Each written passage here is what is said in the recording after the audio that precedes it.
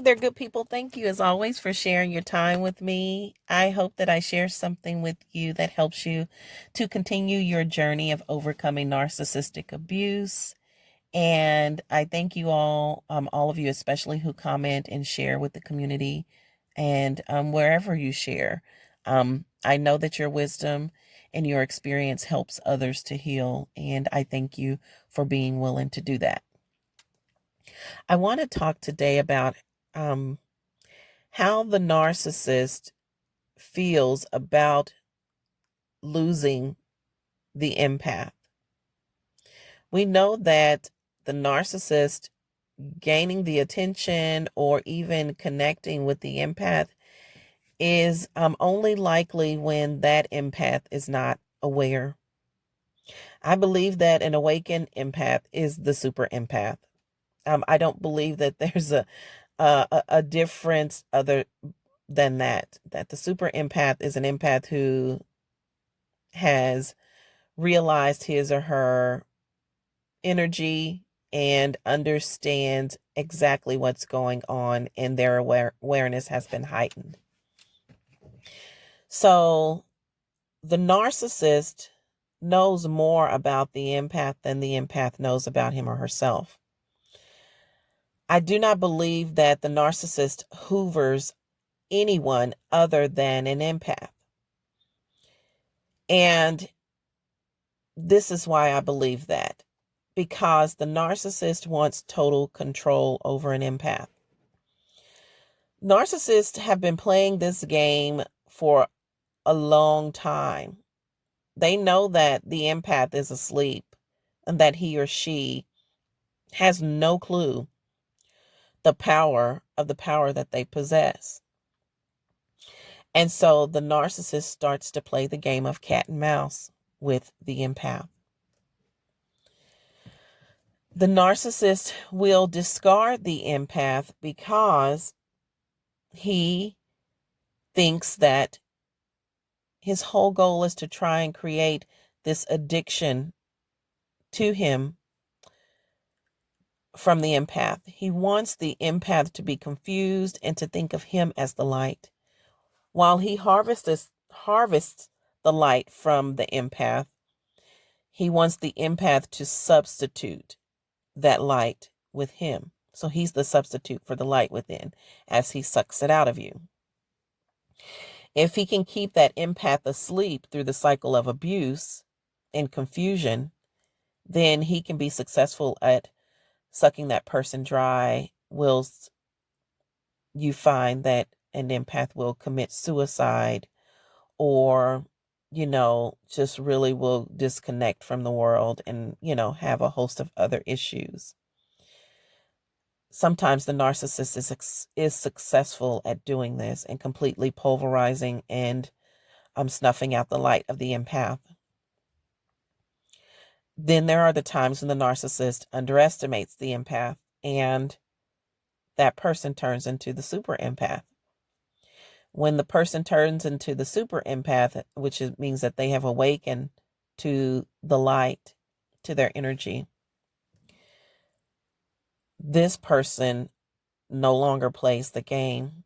This person has become the cat, whether or not he or she knows it, and now the narcissist is the mouse.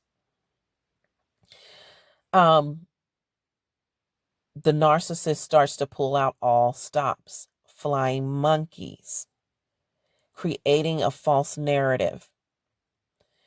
They will even choose a new supply who is a narcissist or a very toxic codependent. It's like going to war. Now that this person has awakened, this person can completely destroy me, and I know this. So I have to pull out all of the stops, all of the weaponry. This is hands down, the narcissist is in a war against the super empath. He knows that he cannot win. He knows that his fate is his ultimate fate is a total collapse. He's finished. When the empath awakens, the narcissist is done. They needed this empath to suck the energy out of them so that they can continue to stay strong and powerful. It's almost like a fountain of youth. But you'll find that when the super empath awakens and starts to bite back at the narcissist, or, throws out, sometimes the super empath just ignores them. But if they turn into the supernova, then all hell's going to break loose. But the narcissist can no longer get the energy that he or she needs from the super empath. So he collapses, total collapse. And this is when you'll see him hiding. The narcissist who has collapsed and the super empath has managed to pulverize him, he won't be sharing about the new supply. He won't be parading the new supply around. He seems to isolate the new supply and hide that person. He, if you get a glimpse of his pictures, you'll see that he looks terrible. Or she, that they look terrible. You'll hear through the grapevine that things are going bad. I mean, that is total collapse. And many times that new supply knows that this person is obsessed with the super empath. And because their self-respect and self-esteem is so low, they're willing to get in on it. This person was chosen on purpose. So they choose this toxic person who can monitor and watch, because what they're really trying to do is use this person to win that super empath over, to make it seem as though I'm not really into this person. I don't really care about this person, and they're doing all these bad things to you on their own. That's the story they'll come back to the super empath with if they get a chance to even talk to the super empath. So the narcissist has this person, and that person, you might see, they might try and flaunt pictures because they're highly insecure, because the narcissist is talking about the super empath nonstop. I mean, everything that they're not even hiding it anymore. At a certain point with the new supply, they're not even trying to, they're like, they need the new supply to do this. I need you to watch this person. I need you to look at their social media. Oh, pull up so-and-so social media. Let's go ride by their house. And that, it's really sad, you guys, that they could find another human being who would think they're in a relationship with them.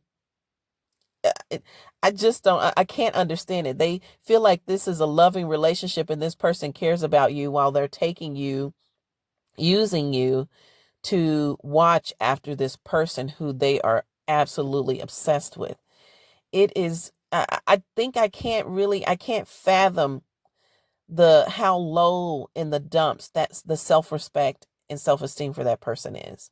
So this person will begin to do the bidding for the narcissist, because the narcissist's ultimate goal is to get that empath back. They know that they don't hoover anyone else. They hoover the empath.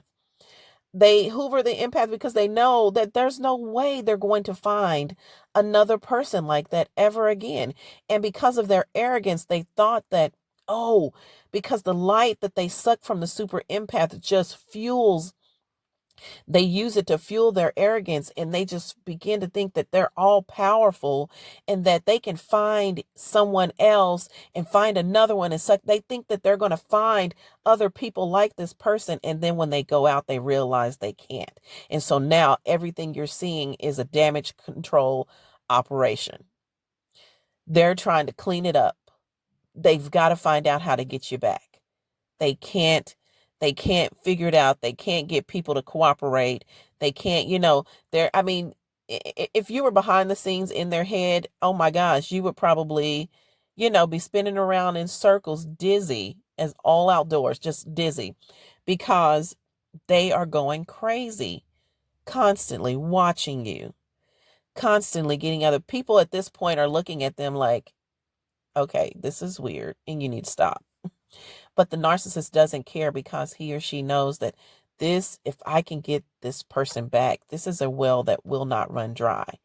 But that arrogance that they have within them stops them from being able to create a healthy relationship with the empath. Therefore, they hate the empath.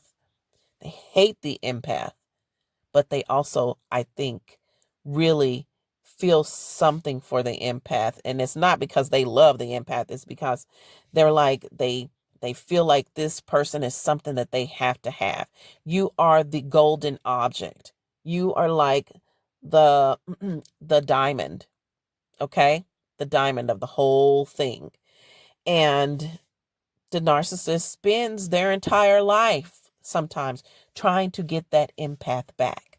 So you'll hear some people say 20 years later, they're still trying to talk to them, like doing stuff, popping up. I mean, 20 years. The empath has moved on, has gone into a healthy relationship, married someone, has kids, and the narcissist is still reeling over that loss. Like, they don't live it down, you guys. They do not get over that empath getting away, whether it was from them discarding them and the empath awakened. It was like, did the silent treatment thing, or, the empath walked away. And either way it goes, when the empath gets away, the narcissist cannot take it. They just cannot handle it. And again, some of you are experiencing some of the tactics that they use because, again, they're not good people. So normal good people would come to you and say they're sorry and I love you and I need you in my life and what can we do to work this out? Not the narcissist. When the narcissist is saying that, it looks more like, I'm going to take you to court. I'm going to tell everyone that you did the things that I did. I'm going to employ flying monkeys. I'm going to make the new supply my main flying monkey.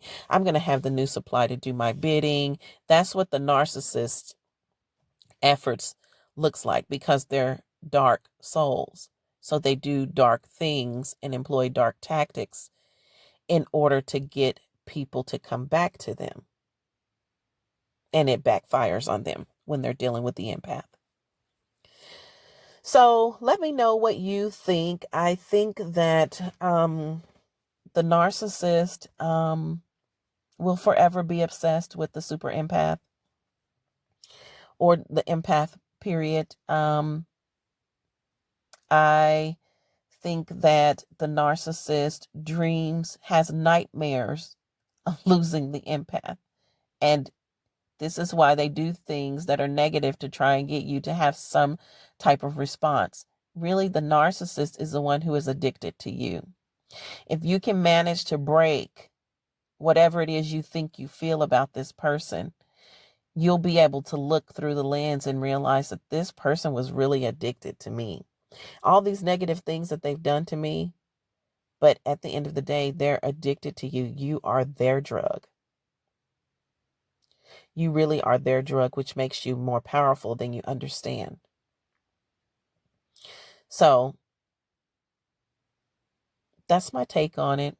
That's what I think the narcissist feels about the empath. The narcissist does not get the opportunity often, and his or her arrogance is what makes them lose the empath. Really. All right. Thank you for your time. You guys have a fantastic day.